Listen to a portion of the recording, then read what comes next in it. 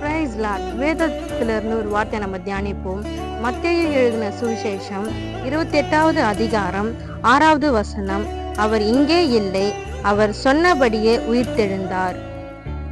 பெரிய மாணவர்களே, சொல்றார் நான் இங்கே இல்லை. அவர் முன்னாடியே சொல்லிட்டாரு, நான் உலகத்துல வரப்போறேன், உங்களுக்காகவும் எனக்காகவும் மரிக்க போறாரு.